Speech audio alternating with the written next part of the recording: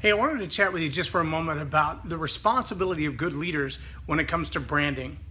A lot of people miss that our brand as a leader, very much like branding in any kind of business, whether it's the color of your product, it's the color of your packaging, it's the color of your label, it's the color of your vehicle wrap or your signage or your business card, that color has a significant impression in the audience that you deal with. It might set a mood. It might communicate an attitude. It might demonstrate a sense of urgency or demonstrate absolute peace and calm. But one of the things you've got to keep in mind too is that your demeanor in the way that you deal with people has the same effect. So as a leader, your brand might not be the color of tie that you wear, the color of suit that you wear, or even your socks, Mr. Davis, but it may be the impression that you leave on people when you walk out of the room.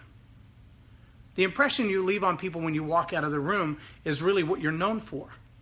There are people that I know that have a brash type of a personality. They have that sense of everything is urgent, everything's important, and it's got to go right now. We got to do it right now. If it doesn't happen right now, there's going to be a problem. Kind of anxiety almost, urgency that demands something of you every time you deal with them.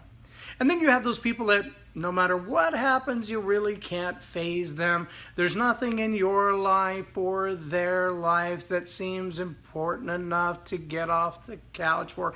And those people personally drive me nuts because I operate with a sense of urgency most of the time. Probably comes from being a firefighter and being in the military for so many years. You put those two things together and everything is urgent. It's a fire, I got to put it out right now. You don't stand back and watch fire unless you're roasting marshmallows. But when you talk about leadership, the impact and the influence that you have on other people is pretty significant. I can give you an example from my own life. And many years ago, and Mike Arnold can attest to this, I had a job working at a newspaper that became a television company way back when. And in that transition, my job was director of marketing and distribution. And so I handled all of the printing and all of the production.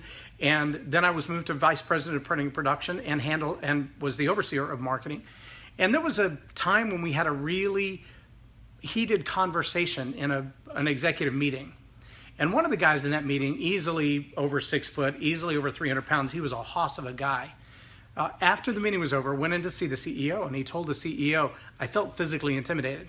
I felt like he was going to jump across the table and hurt me because he was so intense. And he was talking about me. And so I just felt like I had been attacked, that there was something wrong in this relationship, that I wasn't allowed to express myself in that way.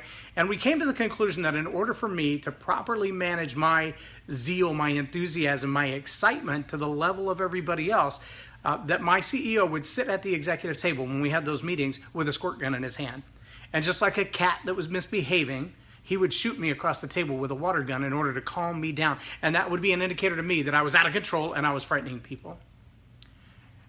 Well, as you can imagine, not liking to be scolded like anybody else, I came in the next Monday and I said nothing to nobody. I went straight to my desk, I did my work, and I went out the door.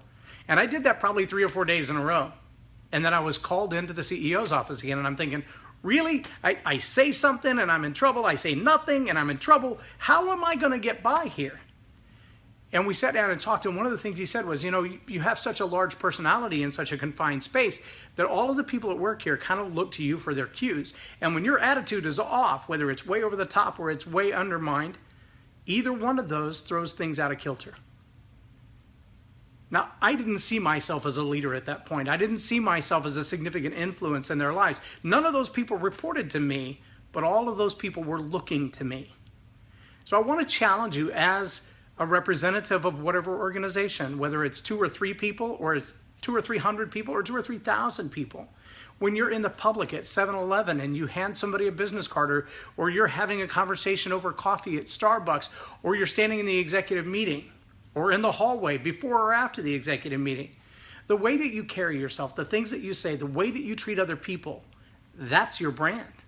That's how you're going to be remembered. It doesn't matter about your title. It doesn't matter the position that you hold. It doesn't matter the level of influence that you intentionally have or that you work to have.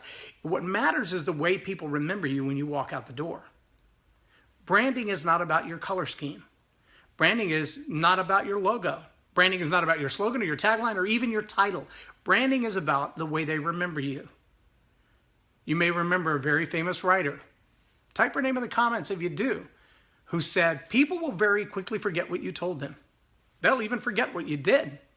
They will never forget how you made them feel. That, my friends, is your brand. As a leader, as a speaker, as a teacher, as an author, your brand is how your audience feels when you're done.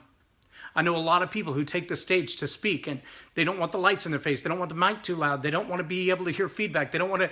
I had a lady the other day, I mic'd her up and she went up to do her speaking, and every time she would talk a little bit lower and she would almost do a whisper. And we could hear the people she was talking to through the microphone better than we could hear her. Eventually, it created a feedback loop, which started to become a problem. And so when she came off, I asked her, why do you do that? She said, I don't like the sound of my voice. I said, well, I can understand that. I have a disagreement with the sound of my voice. What I hear in my head and what I hear in the speakers are different. And that kind of bugs me too. I wish I didn't sound like Daffy Duck. I wish I sounded more like someone like Walter Cronkite. But I don't, so get over it. And she just kind of looked at me funny and she said, what do you mean just get over it? I said, look, you didn't come here to speak because you like the sound of your voice. We put the microphone on you and put you in front of that crowd because the people in the audience believe that what you have to say is important to them. Now, if you believe that's true as well, then you need to be heard. And to be heard, you've got to be loud, you've got to be clear, you've got to be consistent.